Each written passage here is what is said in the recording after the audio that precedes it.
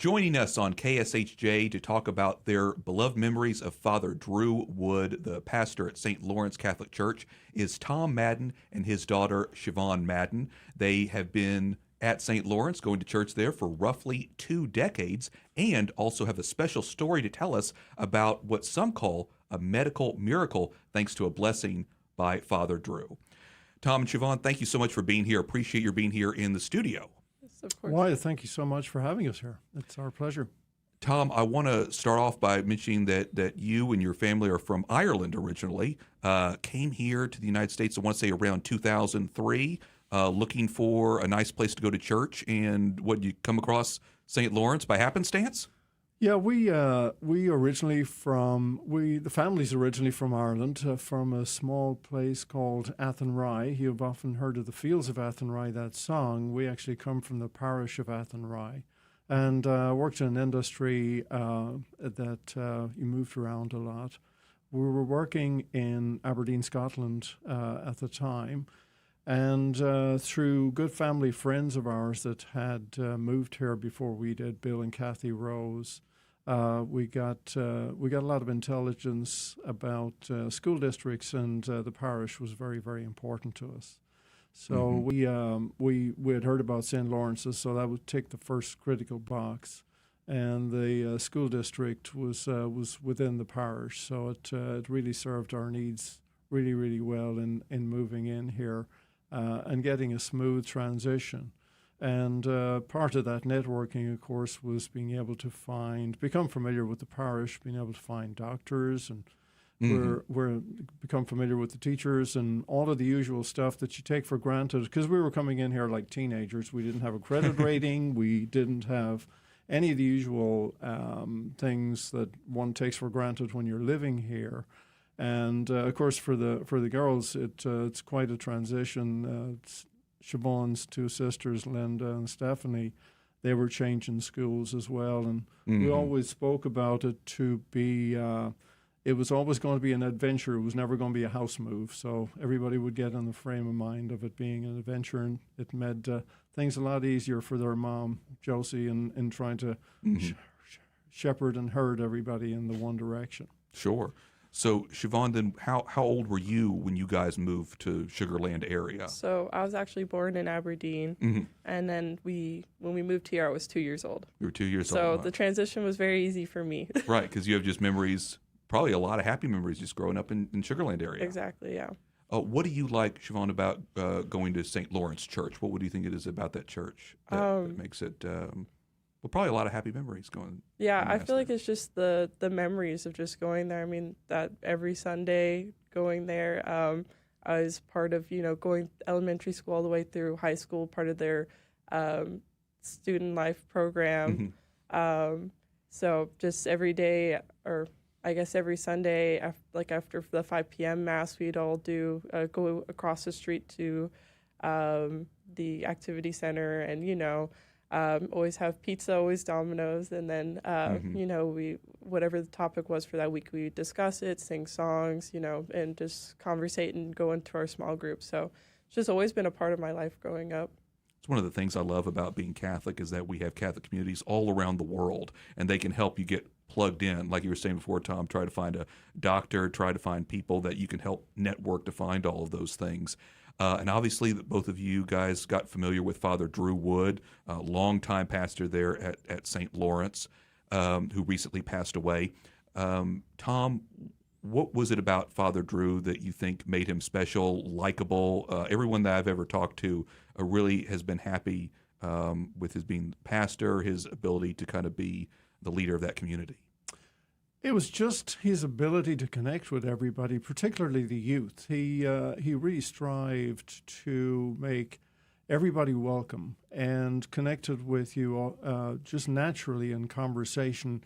He was a force of nature, and that term gets used quite a lot, without being an in-your-face force of nature. He was a catalyst. I often said that the parish was a model that frankly should be used all over the world in terms of the cohesiveness of being able to make it for a home for families to come to meet and feel comfortable in. And there are so many missions that they have there that just grow organically because you've got such an active parish with parishioners that are aligned there. I was at a Acts retreat last week, and it was just absolutely unbelievable. All completely organic, completely organized by the parishioners, all voluntary. And it was just an absolutely amazing. But that all grew out of Father Drew's ability to bring the parish together and make everybody feel at home and feel connected. You wanted to go and be part of the parish, not just on Sunday, but also during the week as well. And meeting and talking with Father Drew, the Life Teens Mass that Siobhan referenced, which happened at 5 o'clock, was just an amazing, it was really amazing to see that you had so many preteens, teens, all age group that were critical and needed this to connect to, because they're getting ready, they're in high school, middle school, high school, getting ready to head off to college. Having that rooted connection with the church was really, really important, and that just came so naturally to Father Drew and his disposition. Sure. And I'm sure that made it really easy for you, Siobhan, to have that sort of established priest that you can go to, where you're like, hey, who is my kind of go-to priest if I have a question, or if if I need a certain blessing prayer? You knew that Father Drew was there. What do you think it was about Father Drew that made him so special? Just growing up, I think what also made St. Laurence special is just I just grew up with everybody there. I'd see the same people every Sunday. I went to actually preschool there, and my teacher was still at, I still see her to this day at the church, Miss Julie. And Father Drew was also one of those people I'd always see, and he saw me grow up. And even when I went off to college and I'd come back, he'd ask how UT was. He also went there before he left for the priesthood. So it was just always that connection. He always remembered the little things about you and asked how you were doing, and, always so proud of you. When I went off to Austin, he recommended churches out there, and, every church I mentioned, he'd always be like, oh, that's such a beautiful church. It was just always, I think that was like the very big special connection. Things like confession were also hard to go to, but I always felt a sense of comfort going with Father Drew, just because I just felt no judgment for him. He just wanted to see us grow and prosper. Amen. It's a wonderful thing to have a priest like that, being able to grow up and have that established priest who helped to grow the parish in many ways too. I can imagine, Tom, that over the years, 2 decades, you probably saw St. Lawrence grow a lot and probably saw more and more families going there. It's an enormous parish, and we have a frame of reference because obviously we've come from Europe, and unfortunately that's not what's happening in Europe. It's in reverse. The parishes are really struggling to survive. The participation in the ministries or whatever missions may be alive, they're really struggling to maintain the traction there. That was not an issue with St. Lawrence. It was one of these situations where it just, and you have to have something grow organically like that. And Father Drew, he was the substance in the water that just stood back and watched it happen and grow and blossom. And it just continued. I mean, the church outgrew itself and had to be extended. The Ave Maria Center was completely rebuilt. So beautiful facilities, but it wasn't the facilities that brought people together. It was just the atmosphere and the cohesion that Father Drew brought in there. I know that Cardinal DiNardo will be very in tune with this, but it's something that obviously the Vatican, I would hope, would be trying to replicate worldwide and how it manifests itself. And at Father Drew's funeral mass, actually, Cardinal DiNardo joked that Father Drew was always concerned about whether he was going to get moved from St. Lawrence's or not, and he'd always be asking Cardinal DiNardo if he was still staying, if he was going to be staying. His wish was to stay in the parish. And Cardinal DiNardo would pass it off. But he said in the final year he became more confident. He said, Cardinal DiNardo, I am staying in St. Lawrence. Gets more and more comfortable with your boss, right? Yeah, You can yeah, eventually yeah. talk back to him a little bit. Well, I want to thank you again, Tom, for reaching out to me specifically about what some would consider to be kind of a medical miracle in your family. And so I appreciate, Siobhan, you coming in here. Tell me a little bit more about that and what had happened. And I guess this goes all the way back to 2013 when you had a medical condition and were planning to go into surgery. First, tell me, what medical condition did you have? Yeah, so I was born with something called an atrial septum defect. So the top two chambers of my heart, of course, one side has oxygen-rich blood and one is deprived of oxygen. So I have two holes between those, so the oxygen-rich blood will transfer over onto the other side. And so I'd grown up going to cardiologists, and of course, as I was growing up, my heart was getting larger and larger. So they want to make sure through echocardiograms and daily check or frequent checkups that to monitor the sizing. And so it had gotten to a point to where they thought medical intervention was necessary and they needed to close those holes up. And so, of course, as per usual, we always talk to Father Drew every Sunday. And my mom and dad had mentioned the fact that I was going in for this medical procedure to close up these holes. And of Which course, seems to me to be kind of major surgery yeah, here. it's not it's not as invasive, but it's still scary to think about the fact that you're getting surgery on your heart, right? There's always can be complications. And so Father Drew did his blessing and well wishes before the procedure. And so before going into surgery, they always do, use a camera to really check it out and have a good idea of what they're working with before proceeding with the procedure. And when they went in there and looked at it, they had decided, of course, Dad can talk more about it, what the doctor had to say, but from my understanding, it was just they thought they're actually much smaller than they had anticipated, and there was no need for medical intervention, and I would live a normal life. So that was just sort of a final scan before surgery. You Yeah. got there, the surgeon was there, Yeah, ready to go. I remember being in this waiting, in the bed waiting. They had teddy bears they were handing out. Yeah. And I was told, these teddy bears by my, dad and mom. I have a lot of teddy bears, so they told me you don't need another teddy bear. They can go to other children that really need them.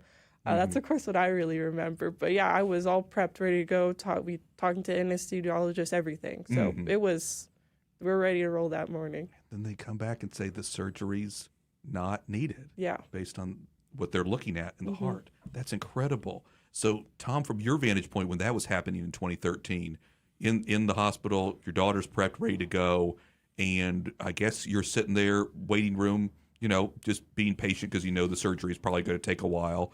And then what? The surgeon came in, wanted to talk with you and your wife?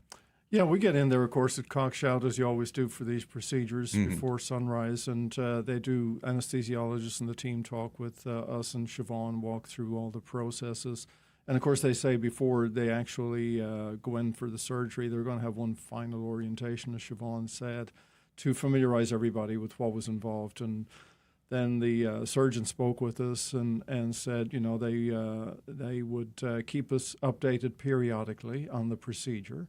And hopefully everything would go fine. But of course, as with all surgery, there's trauma involved, and any trauma to the body is always concerning. So Josie and I were on pins and needles throughout the process. So we went out to the waiting room, and we expected to be there for a period of time. So in less than an hour, the surgeon was walking towards us, and we were expecting, an assistant or somebody to come out and update us.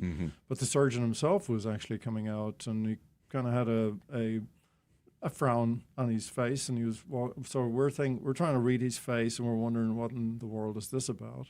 Yeah, that can seem concerning when the surgeon himself's coming out. Yes. Come talk to you guys. Going, oh no. Yeah, this could be very bad or very good. So he comes in and he said, let me explain what we did. He said, we went in there and we completed a scan and all of completed the prep, of course. And I'm not sure how to explain this to you, but for all intents and purposes, surgery was not necessary. As a matter of fact, I know that you've had periodic reviews with Siobhan every year. She's come back for review every year. But she does not need any further review. As a matter of fact, she doesn't need to come back for the rest of her life. And there is no need for any further intervention or any further review. End of story. Wow. So it wasn't that Siobhan didn't need the surgery that day, or you didn't need to go back. It was effectively like it's been cured almost. Mm-hmm. Yeah. Wow. Yeah. I was stunned silence. We came, we just looked at one another, and surgeon, shook our hands and thanked us, and he said, "Your daughter will be back out in a few minutes, and you guys will be good to go, and we don't ever expect to see you guys again." Wow. What were you thinking at that time, after all that? I'm not sure. I was probably just happy to get out of there. Yeah, I was going to say.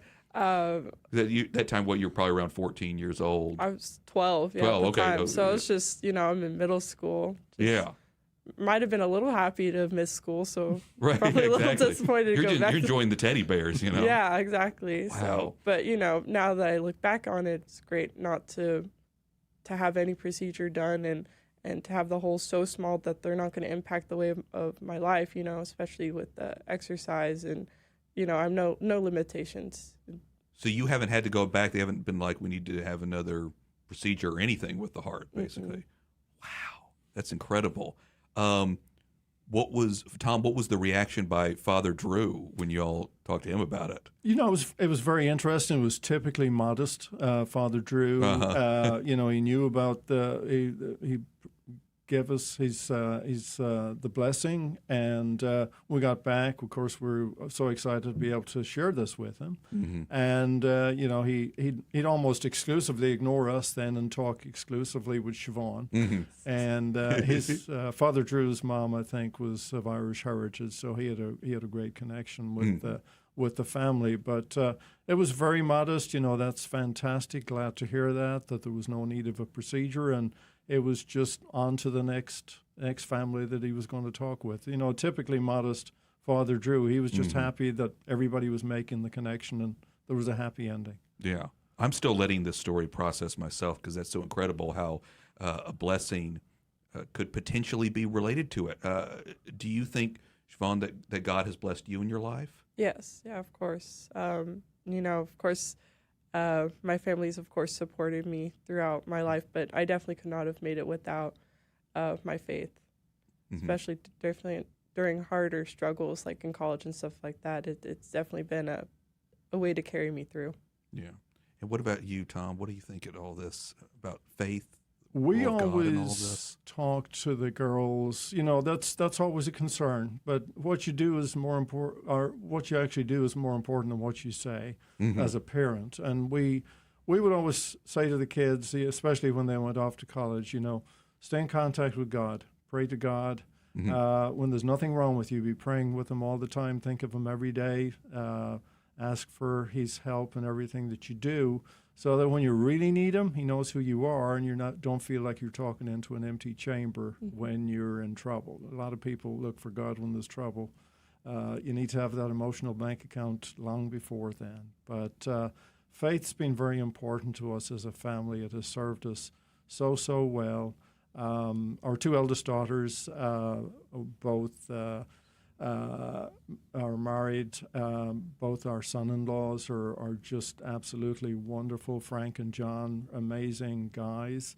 Both of them decided to convert to Catholicism after they got married. And, that's just the power of God working through our daughters in terms of what transpired there. And everybody has very, very fond memories of Father Drew. And I've no doubt in my mind the man's a saint. There's no question in my mind about it.